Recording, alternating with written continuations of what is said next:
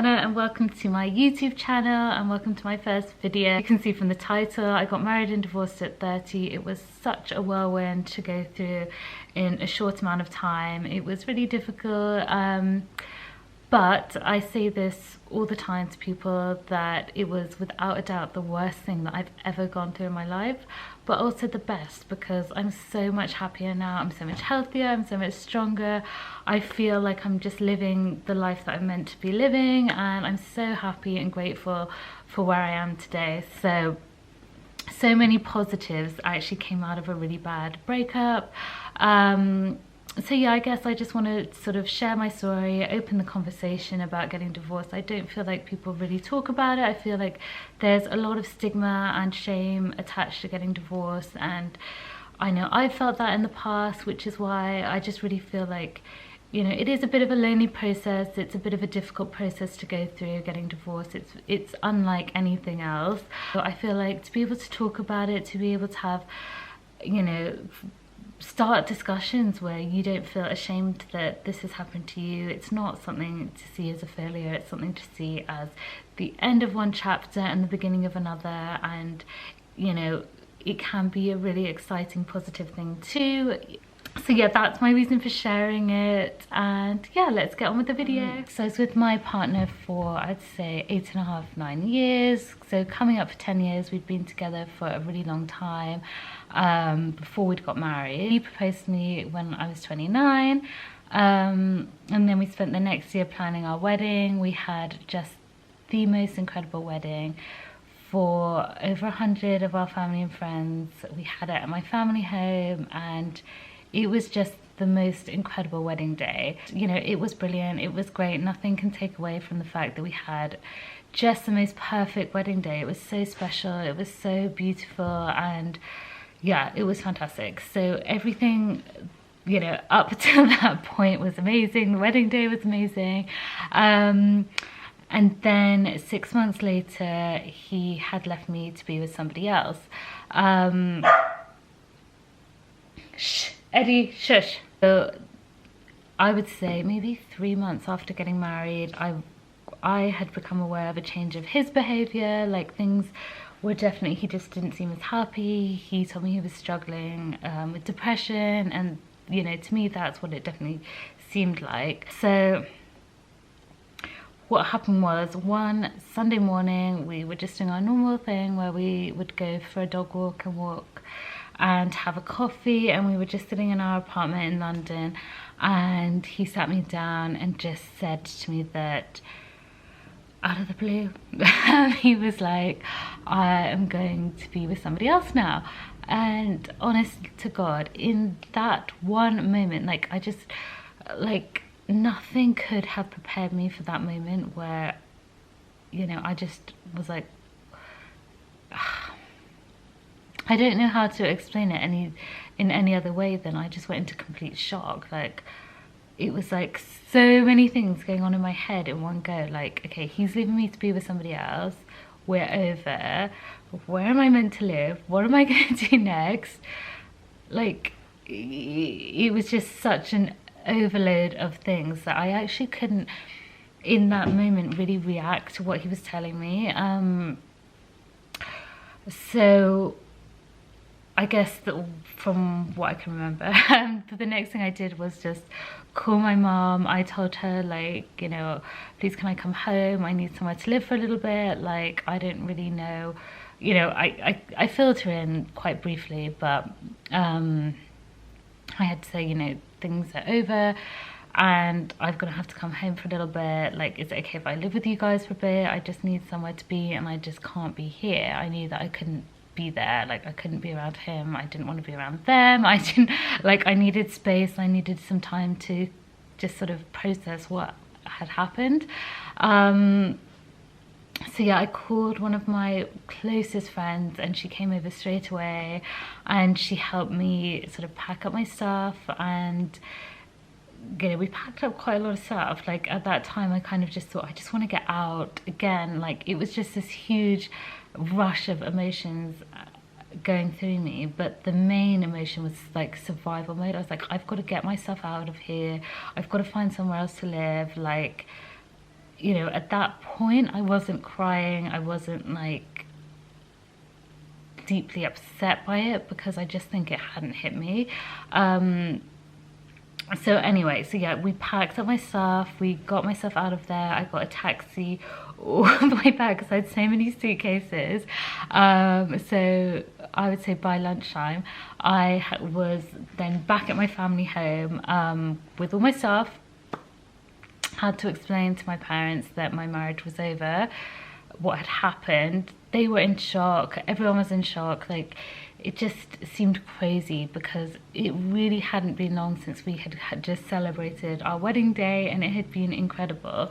So for things to go not only wrong, but for things to be over completely so suddenly was just ridiculous. It was so crazy. So quite quickly I felt the need to start telling people what had happened. I felt like I'd been living in a situation where I'd known something wasn't quite right. Like I mentioned before, it was mainly his behaviour and mood, but I definitely thought that we would get through it. I thought that things would get better. I certainly didn't, like, just nothing could have prepared me for what he was going to tell me when he told me. And yeah, so it turned out that he had been in a relationship with somebody else.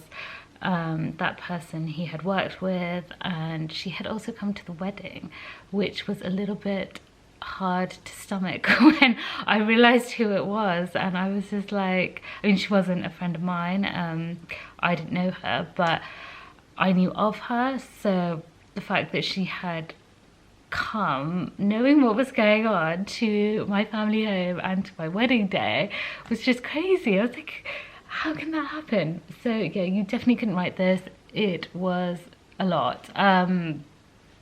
So anyway, so then the next few days I just kind of processed what had happened. I took, you know, it just definitely took a few days to sort of really realize what had happened, the fact that we were no longer together, that I could never live there again, that he was with somebody else, that I had to tell everyone. And I think I definitely felt quite humiliated at that point to have to tell everyone that I knew and that had just come to the wedding day, like that he had left me. But I did it. I just was like, I've just got to get it out, like let's just get it out there, like rip it off like a band-aid, and then everybody knows and I don't have to keep telling everyone. So I told people pretty quickly, I guess, because I knew it was over. Like there was just no way it was gonna come back together. So yeah, so that happened. This bit makes me so sad, because not sad because I'm sad, but sad because I just have so much, like, I'm so grateful for all of my friends and my family that came together to sort of lift me up and get me through such an awful, painful situation. So yeah, over the next few weeks, like actually the next few days, like I just had like so many amazing friends come forward and come and be with me, and obviously my family. God, it does make me really sad to talk about because it was horrible. It was so painful to go through, and it was scary, it was sad. I think when you've been with someone for so long, the idea of starting again and starting over, and like it's scary, but also the fact that this isn't what I had wanted. And it was really traumatic at the time. It was really devastating, it was really upsetting.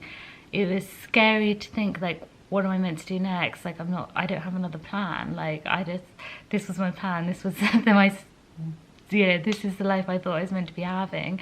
So to suddenly have to restart my life quite suddenly was really hard, and that was the hardest thing about it. It didn't cross my mind that we would break up or that I would have to start again. So it really took me by surprise. But yeah, so anyway, the next few days I just had the most, and months, weeks, months, whatever, I had the most amazing support from all of my friends and family. You know who you are, so shout out to you guys. Thank you, thank you, thank you, because I couldn't have got it through it on my own.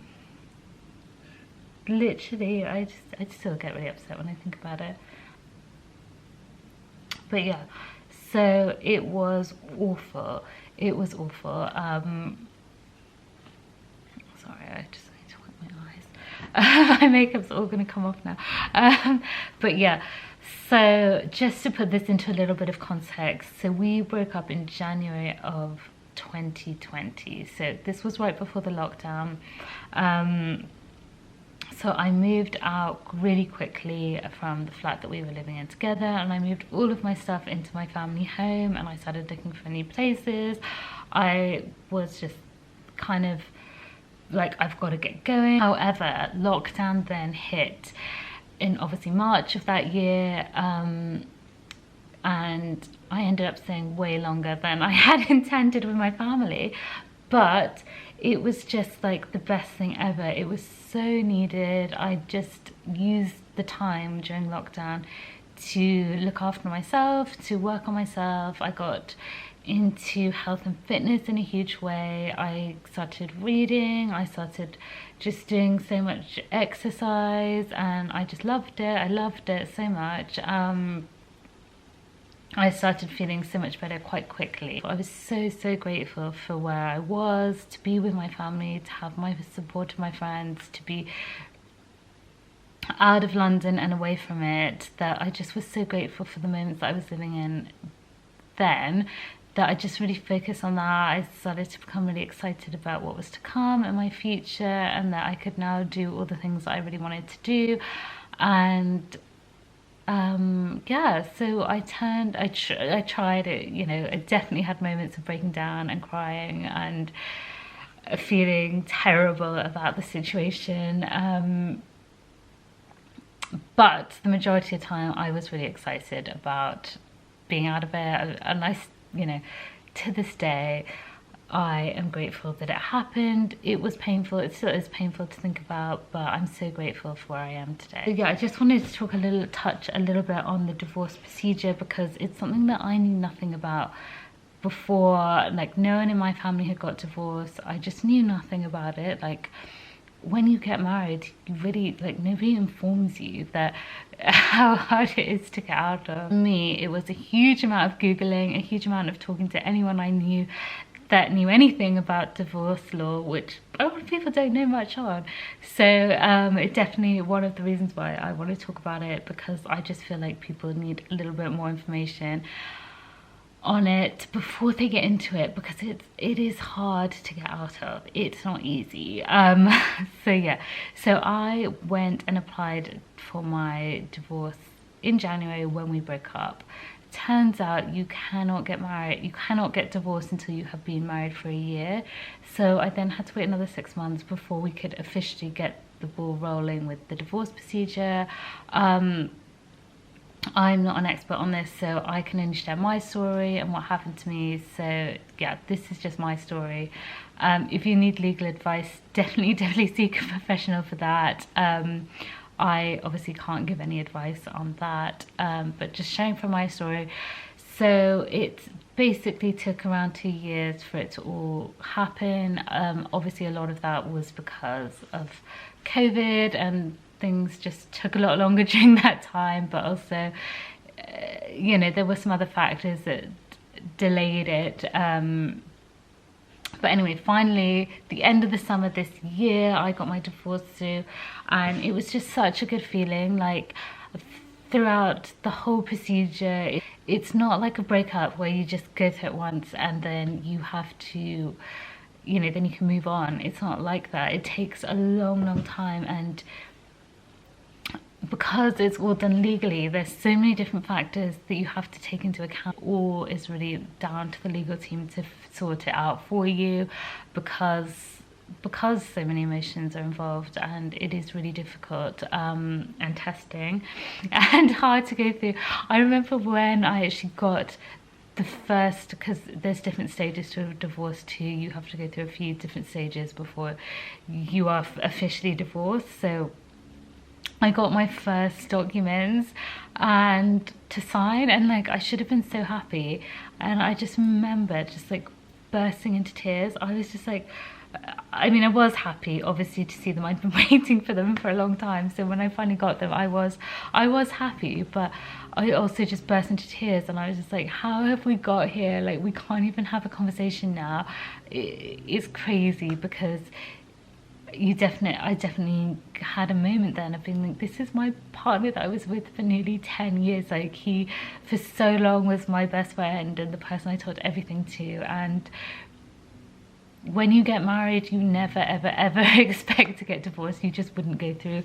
A marriage is such an emotional thing, it's such a special thing to go through. It's huge, it's a huge thing to go through in your relationship, so you certainly don't expect to then get divorced so quickly. Yeah, anyway, so yeah, that is my story.